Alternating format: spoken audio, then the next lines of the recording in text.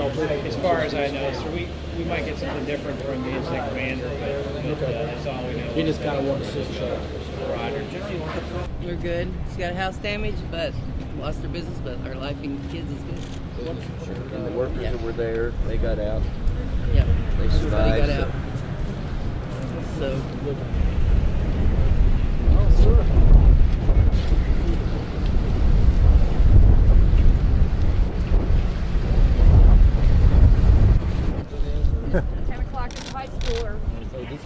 This was the high school. Well, all right. Well,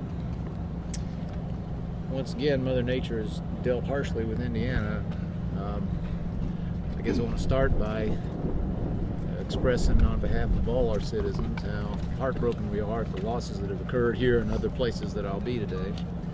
I can't tell you how proud and impressed I am, though, at the both the response of state and local people, our National Guard, others. Regrettably have had far too much practice, I guess, but from everything I've learned at the command post, everyone's being as well taken care of as possible.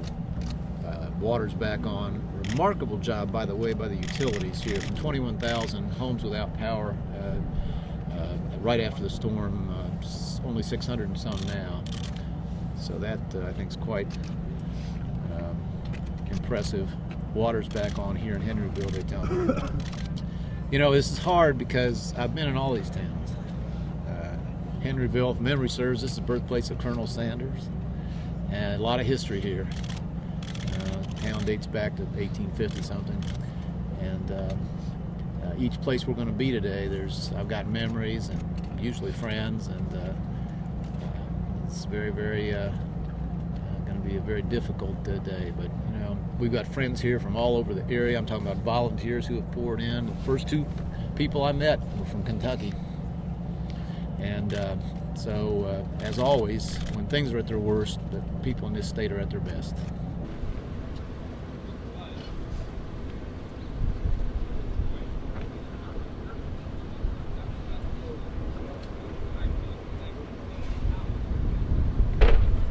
Immediately, and we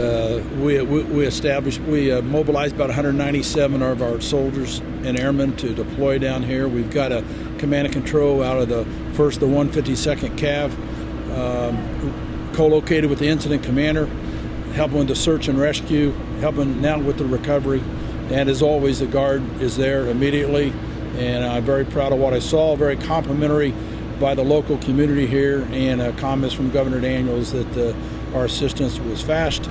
We're here, and we will continue to be here as long as they need us. What does the National Guard presence here in Henryville do for the community, sir? Well, I think just a little bit of it, as they see the National Guard present, is kind of warming to them to see their citizen soldiers here. Again, today more recovery.